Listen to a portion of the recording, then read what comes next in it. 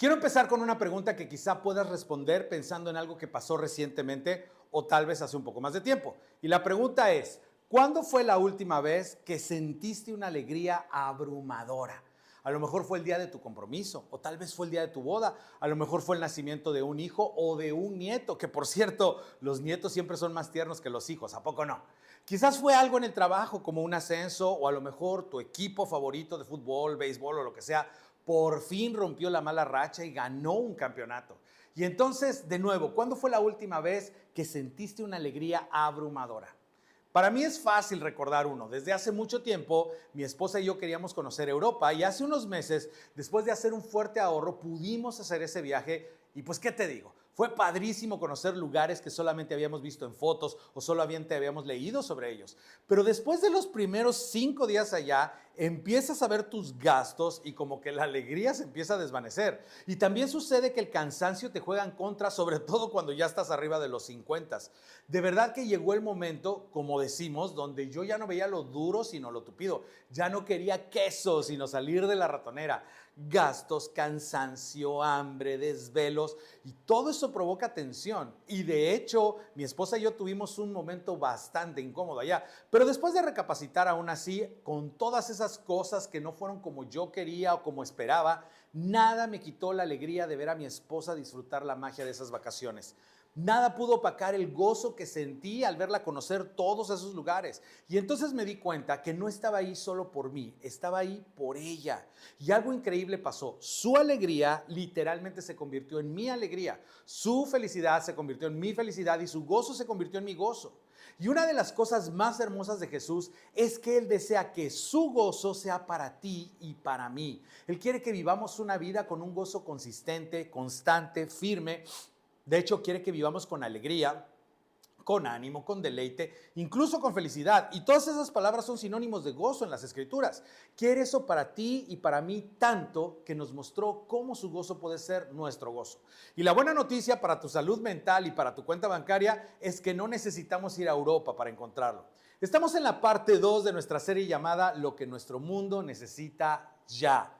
Y justo estamos hablando de eso. ¿Qué necesita nuestro mundo? Si nos pasáramos el micrófono entre todos, tendríamos una respuesta distinta. Nuestro mundo necesita tal política, tal candidato, tal cambio en la educación, mi comunidad necesita esto, mi necesidad necesita lo otro, y podríamos hacer una lista enorme. Pero lo que estamos diciendo es que lo que el mundo necesita más que nada es que los cristianos se parezcan a Cristo. Lo que más necesita nuestro mundo son seguidores de Jesús en proceso de madurar, que representen al mundo y a sus comunidades, que le presenten al mundo y a sus comunidades quién es Jesús. Y esto, por lo bueno que es Jesús, de verdad puede darle la vuelta al mundo, a nuestras comunidades, a nuestras ciudades, a nuestras escuelas, nuestro trabajo, incluso nuestro gobierno. Podría voltearlo todo de cabeza, pero para bien. Si los cristianos tuvieran la misma mentalidad de Jesús, las mismas prioridades, la misma postura, si viviéramos y amáramos como Jesús vivió y amó, imagínate.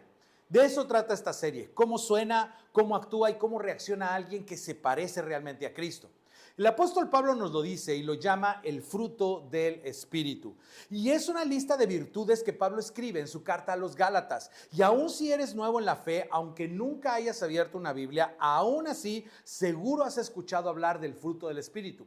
Y el fruto del Espíritu son señales, evidencias de un seguidor de Jesús que está madurando. Y esta lista no te va a sorprender, ni siquiera va a costar mucho convencerte. ¿Y sabes por qué? Porque si todos viviéramos estas virtudes, el mundo sería un lugar mucho mejor. Pablo es muy claro en llamarlo fruto. No son el fruto de tu esfuerzo, ni de tu disciplina, ni de tu espiritualidad. Son el fruto del Espíritu de Dios que vive en nosotros. Es el Espíritu Santo viviendo en quienes confiamos en Jesús, quien produce este fruto en nosotros y a través de nosotros. Y esa es la clave. Porque cuando lees esta lista, claro que algunas de estas virtudes podrías esforzarte en mostrarlas de vez en cuando por tu cuenta, pero ninguna persona puede vivirlas todas por sí mismo de forma constante. Y déjame detenerme aquí. Aunque soy pastor y tengo toda mi vida en la iglesia, mi configuración de fábrica no está alineada con el camino de Jesús. No tengo en mí mismo la capacidad para vivir con esa semejanza a Cristo. Necesito ayuda y tú también la necesitas. Pablo lo sabía y él mismo necesitaba ayuda. Y por eso escribió en Gálatas 5:25 cómo se produce este fruto. Ve lo que dijo: si el Espíritu nos da vida, andemos guiados por el Espíritu. Así es como se produce. Como el Espíritu Santo vive en ti, entonces camina a su ritmo. Reconócelo, pon atención a sus empujoncitos, a sus convicciones, a sus llamados. Sométete a Él, confía en Él, deja que influya y te anime. Ahora, ¿cómo sabes si vas al paso del Espíritu? Bueno, Pablo nos dice, se nota porque entonces el fruto se produce. ¿Qué fruto? En cambio, el fruto del Espíritu es amor, gozo, paz, paciencia, amabilidad, bondad, fidelidad, humildad y dominio propio. Y el primero en la lista es el amor, ¿va? Y ya lo hablamos la semana pasada. El amor es la virtud principal en los escritos de Pablo porque fue la virtud principal en el camino de Jesús. Y vas a notar a lo largo de esta serie que todas las demás virtudes se conectan con el amor. Pero hoy seguimos con la lista y vamos a hablar del gozo. Literalmente significa una experiencia profunda de alegría. Es un buen sentimiento que nace en lo más hondo del alma. Y ojo, el gozo es una emoción que sentimos y experimentamos. John Piper dijo una vez que es clave entenderlo así. El gozo es una emoción. Tú sabes algo sobre las emociones y es que no puedes obligarte a sentirlas. No puedes obligarte a sentirte alegre, ni feliz, ni contento, ni animado. Simplemente no puedes. Y lo mismo pasa con el gozo. Pero eso, o más bien por eso hay momentos o etapas de tu vida en que sentiste gozo y otros en que se te escapó. Hay veces que piensas, ay, quisiera recuperar eso que sentí. Quieres saber cómo tener ese gozo de manera constante. Ahora, seguramente conoces a alguien que está lleno de gozo y su vida es atractiva, te llama la atención. Vives cerca de alguien así y piensas, yo quiero lo que esa persona tiene. Y no es que viva en subidas y bajadas todo el tiempo, es que como que tiene un gozo consistente, estable. Entonces, ¿cómo encontramos ese gozo constante? ¿Cómo lo encontramos en los momentos cotidianos de un lunes cualquiera? ¿Cómo lo encontramos el martes teniendo que ir al trabajo? ¿Cómo lo encontramos si estás en un empleo que ni siquiera quieres tener o no te gusta? ¿O cómo lo encuentras en la fila de la escuela y no puedes bajarte del coche y tu hijo pequeño atrás está haciendo un tiradero de comida? ¿Cómo encuentras el gozo en los momentos difíciles de la vida y en las temporadas complicadas, en las decepciones, en las frustraciones y en esas expectativas no cumplidas? ¿O cómo lo encuentras de manera consistente sin permitir que todas las circunstancias que nos pasan dicten el gozo que sentimos? Porque ¿a poco no es cierto? Vivir así es agotador. Se siente como si el gozo dependiera más de las temporadas o de los momentos que de algo constante y firme. Entonces, ¿cómo cultivamos ese tipo de gozo?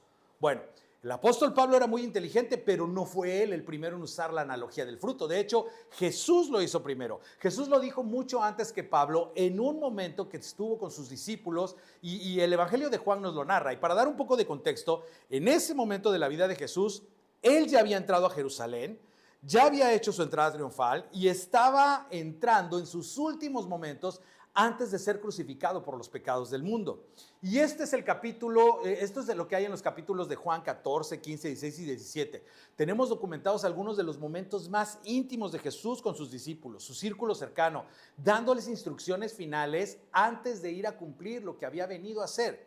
Y ellos no terminaban de entender lo que estaba pasando y Jesús estaba tratando de explicarles. Así que estas son instrucciones súper importantes. Jesús mira a sus discípulos y les dice, yo soy la vid y ustedes son las ramas. Jesús está diciendo, yo soy la vid, yo soy la fuente de vida, ustedes discípulos y tú y yo también obviamente somos las ramas. La rama no tiene vida por sí sola, necesita estar unida a la vid.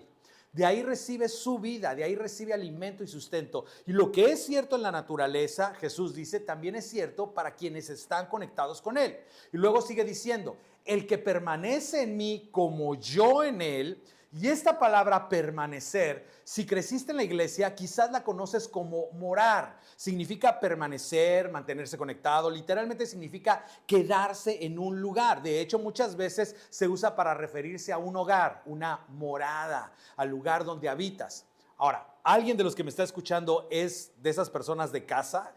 Yo lo soy al 100%. Somos esos que amamos quedarnos en casa, en tu sillón con tu cobijita, en tu sillón favorito. Y de hecho tus amigos ya ni te invitan porque saben que nunca sales. Bueno, Jesús está diciendo, así quiero que te sientas conmigo.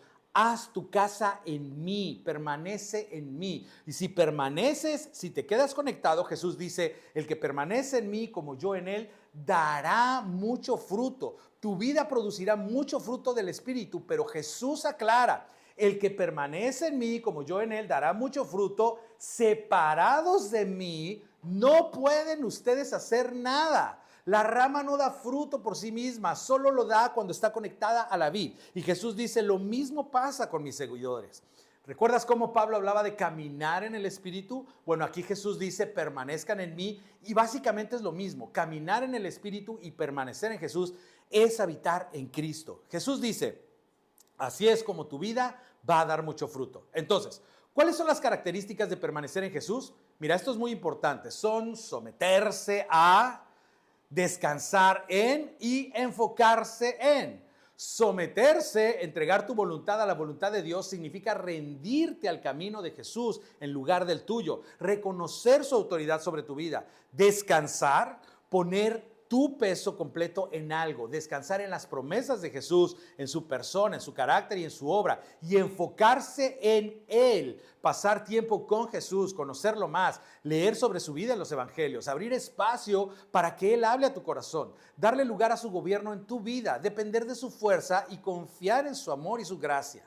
Jesús está diciendo, mira, cuando haces esto, cuando permaneces en mí, cuando te sometes a mí, cuando descansas en mí, cuando te enfocas en mí, mis promesas, descansas en mis promesas, tu vida dará fruto que refleje mi carácter.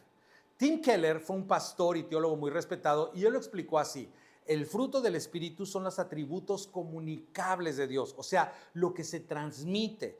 Y me encanta esta idea, los obtienes por proximidad. Así que Jesús dice, quédate cerca de mí, permanece en mí, mantente conectado a mí y tu vida dará mucho fruto. Y luego Jesús añade, mi Padre es glorificado cuando ustedes dan mucho fruto y muestran así que son mis discípulos. Es decir, no se trata de ti, no se trata de mí, no se trata de aparentar súper espiritualidad o de impresionar a la gente. No, no, no. Es para la gloria de Dios que llevemos fruto y así mostrar que somos discípulos de Jesús. Jesús está diciendo, la manera en que la gente sabrá que son mis discípulos no es por la forma que oran, ni por cuánta Biblia memorizan, ni por cuántas veces van a la iglesia. No, no, no. Será por el fruto que se produzca en sus vidas y que se parezca a mí. Y después Jesús deja la analogía de la vid y empieza a aterrizar la enseñanza. Y dice esto, así como el Padre me ha amado a mí, también yo los he amado a ustedes. Permanezcan en mi amor. Jesús está mirando a sus amigos cercanos, a la gente que ama y les dice, el Padre me ama a mí y de la misma manera yo los amo a ustedes. Así que permanezcan en mi amor, confíen en mi amor. Y esto es súper importante porque no es una transacción religiosa, no es sométete, produce fruto, Dios recibe la gloria. Repetir, no, no, no, no, no. Esta enseñanza de someterse, descansar y esforzarse o enfocarse, está enraizada en el amor. Permanecer en Jesús es una invitación nacida del amor. Es una línea de vida para gente que está batallando, tratando de entender qué sí puede confiar y hacia dónde ir. Es una invitación a aceptar lo mejor de Dios para ti y para mí. Así como Jesús estaba en casa en el amor del Padre, Él nos invita a hacer nuestra casa en su amor, a confiar en su amor. Y luego nos muestra cómo se ve confiar en su amor. Si obedecen mis mandamientos, permanecerán en mi amor, así como yo he obedecido los mandamientos de mi Padre y permanezco en su amor. Ojo, no leas esto como si obedecen mis mandamientos, entonces serán dignos de amor. No, no, no. Permanecer significa confiar, descansar, enfocarse, ya lo vimos.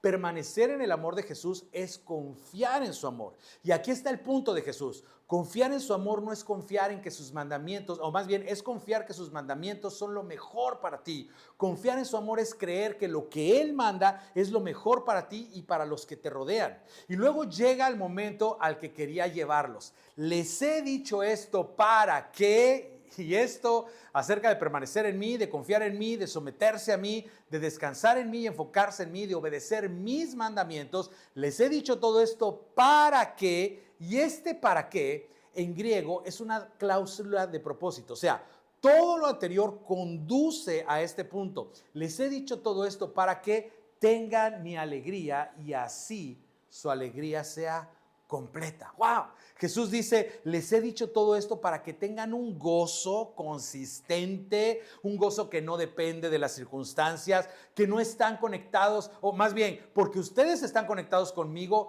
es un gozo que no cambia. Les he dicho todo esto para que mi gozo sea su gozo, para que su gozo sea pleno, maduro, lleno, para que vivan con un gozo estable, no movido por lo que enfrentan, sino por quién soy yo. ¡Wow!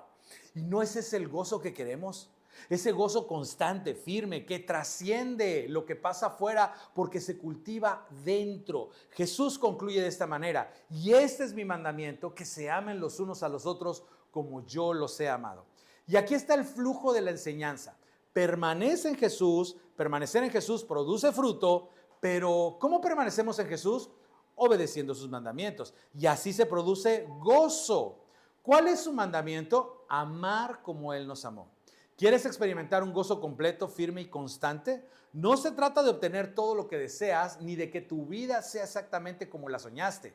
Si de verdad quieres un gozo estable y real, Jesús dice que hay dos cosas clave. Primero, permanecer conectado a Él, y en segundo, dejar que eso se desborde en amor hacia los demás. Jesús está diciendo, así es como lo encuentras, así es como lo cultivas.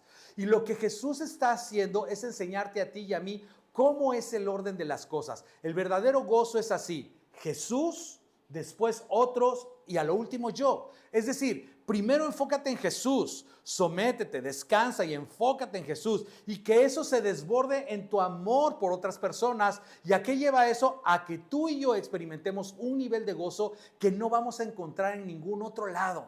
Ahora, aquí está el problema. Para muchos de nosotros, y la tentación para todos, tenemos el orden al revés. Nos ponemos primero nosotros, después los otros, y al último dejamos a Jesús. Y convertimos el gozo en la persecución de mi propio gozo. Todo se trata de mí, lo que yo quiero, lo que yo necesito, lo que según yo me hará feliz. Y con esa mentalidad tendemos a usar a los demás como un medio para lograr un fin. Y Jesús queda por allá abajo, al final, como diciendo, a ver, Jesús, solamente estate listo para que contestes mis oraciones, para que mi vida salga exactamente como yo la planeé.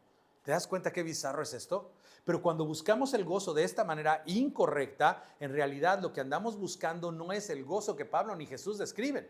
Cuando lo buscamos mal, lo que en realidad perseguimos es un gozo de fuera hacia adentro, y eso es pasajero.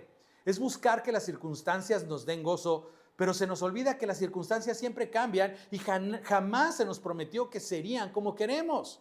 Es voltear a ver las cuentas bancarias para encontrar felicidad. Es perder lo extraordinario porque nos parece ordinario. Es desear lo que está enfrente de otros, creyendo que eso sí nos haría felices a nosotros. Ese gozo de fuera hacia adentro nos lleva a perseguir, a pelear, a agarrar, a esforzarnos a la fuerza, a usar y manipular a las personas para beneficio propio. Si tú eres alguien de iglesia, déjame decirte, ese gozo de fuera hacia adentro tan fugaz es decirle al mundo que el camino de Jesús no es tan bueno como lo cantamos el domingo.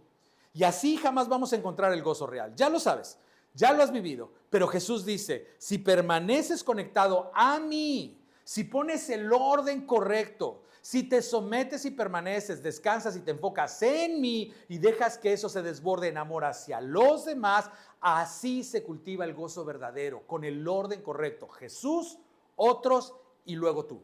Y ojo, esto no es una fórmula mágica, es la manera de cultivar, dice Jesús. Si estás en tu búsqueda, vas tras un gozo que llena de dentro hacia afuera, un gozo maduro, un gozo que se parece al de Jesucristo, un gozo que no está determinado por nada externo, ni por lo que te pasa o no te pasa, ni por lo que tienes o no tienes, porque se cultiva por lo que Dios está haciendo dentro de ti. Cuando elegimos su camino, nos enfocamos en él y amamos a otros, encontramos un gozo pleno, constante, estable y semejante a Cristo. Y quiero mostrarte, porque lo hemos experimentado, cómo se ve ese gozo de adentro hacia afuera en tu vida y en la mía, y cómo puede sonar y cómo puede actuar y reaccionar cuando perseguimos este gozo de dentro hacia afuera. Este gozo de dentro hacia afuera convierte la envidia en contentamiento. Cuando Jesús es nuestro enfoque, y nuestro enfoque principal, y eso se desborda en amar a otros, dejamos de mirar alrededor deseando lo que otros tienen, dejamos de amargarnos porque Dios hizo por ellos lo que no hizo por mí, o les dio a ellos lo que yo quería. Cuando confiamos y descansamos más en la voluntad de Jesús para nuestra vida que en nuestra propia voluntad y camino, encontramos un contentamiento que no se halla mirando a la izquierda o a la derecha. Y en lugar de envidiar a otros, empezamos a celebrarlos y amarlos. La toxicidad de la envidia, esa parte oscura del corazón que todos tenemos, se disipa, se deshace. Y no solamente amamos mejor, sino que vivimos con un contentamiento liberador que le hace bien a todos a nuestro alrededor y nos volvemos gente mucho más alegre para convivir. Ahora, el gozo de adentro hacia afuera también convierte la codicia en generosidad. Cuando el orden es Jesús, de ahí otros y al final tú, la vida deja de ser sobre ti mismo. Ya no se trata de tu tiempo, de tu energía, de tu dinero, de tu reino, de tus intereses. De pronto hay algo más grande que construir, algo a lo que aportar, algo en quien invertir. Y eso demanda nuestra energía. Nos volvemos más generosos con nuestro tiempo, nuestra atención, nuestra energía y nuestro dinero. Por eso, y tú lo sabes, algunas de las personas más felices que conoces son también las personas más generosas y no solamente en su dinero, sino incluso con su vida. Por otro lado, perseguir un gozo de adentro hacia afuera convierte la queja en gratitud. Cristianos, ¿puedo pisarnos los callos tantito? Mira, tú y yo no deberíamos ser los más quejumbrosos de la cuadra o del trabajo. No deberíamos ser los que todo les molesta, no deberíamos ser los que se ofenden por todo, no deberíamos de ser los más amargos. Al contrario, por quien es Jesús, lo que ha hecho y lo que eso significa para nosotros, deberíamos vivir con una gratitud que eleva el alma y de paso eleva las almas de quienes nos rodean. Es atractivo y refrescante. Los cristianos deberíamos ser de las personas más alegres, amables y de buen ánimo del planeta. No porque la vida siempre salga como queremos, ni porque tengamos todo lo que deseamos, sino porque tenemos el gozo en el orden y en el enfoque correcto, y así se desborda en amor hacia otros, tal como Jesús mandó. La gente debería disfrutar estar cerca de cristianos. No seamos los gruñones. Tenemos más motivos que nadie para estar agradecidos. Y quizá mi favorita es esta: el gozo convierte el tengo que en me toca. Mira, hay propósito donde quiera que vas y en todo lo que haces. Cuando el gozo de adentro hacia afuera transforma el tengo que en me toca, porque hay oportunidad de representar a Jesús en todas partes. Sin importar tus circunstancias, siempre hay alguien frente a ti que necesita ser amado. Y el gozo transforma el tengo que edificar el reino de Dios a me toca ser parte de lo que Dios está construyendo. Tengo que ir a servir a los niños, me toca contribuir en la historia de que Dios está escribiendo. En lugar de tengo que regresar al trabajo, es me toca ir hoy al trabajo y amar a mis compañeros en el nombre de Jesús. Esta perspectiva lo cambia todo. El tengo que se vuelve en me toca. Y cuando vivimos con un gozo de adentro hacia afuera, todo cambia. Y por último, el gozo convierte el miedo en fe, y este es el más poderoso. Aún en los momentos más oscuros de la vida, en el dolor y en el duelo que todos vamos a experimentar, por cierto, el gozo no es que Jesús te pida que ocultes la tristeza o finjas que no hay dificultad y que sonrías a la fuerza. Eso no es gozo. Todos vamos a vivir momentos duros, pero el gozo nos permite no fingir, nos permite, en medio de lo que enfrentamos, anclar el alma en verdades acerca de Jesús que sí nos pueden dar gozo sin importar lo que pase.